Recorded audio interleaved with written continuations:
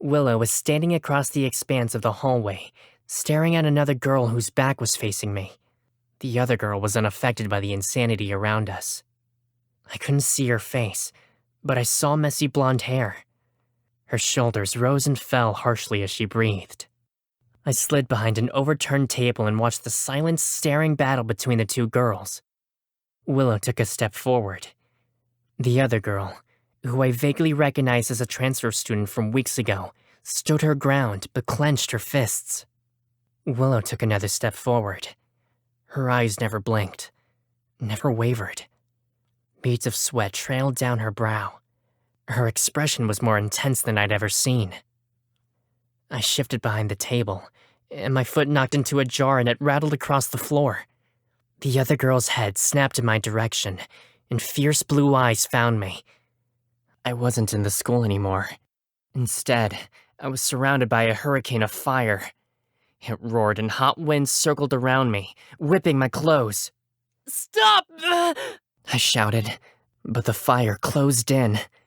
The heat was nearly unbearable. I wanted to close my eyes, but they wouldn't close. "It's all your fault, Eugene," whispered a familiar voice in my mind, resonating through my skull and into my bones. As I heard the words, a face protruded from the fire and a flame shot out towards me. "You should have never been born," said a familiar voice, louder this time. Another face, another flame. "You could have killed us all!" shouted a third voice. A third face appeared, and the three joined together, whispering and shouting their hatred. Each of the voices and faces belonged to my mother, father, and brother, all rolled into one judgmental, three-headed fire beast.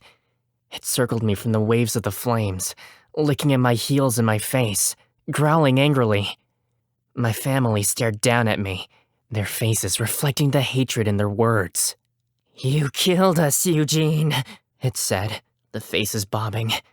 "You made us die because you are too weak." Their voices had merged, creating an entirely new one. "No," I said. "No, I didn't mean to. I'm sorry." I shielded my eyes against the hot glare of the fire beast. "Too late," it screeched, and the monster rose up like a snake preparing to strike.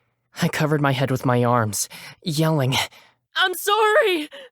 The monster struck, but when it did, the fire exploded around me and dissipated, leaving me in total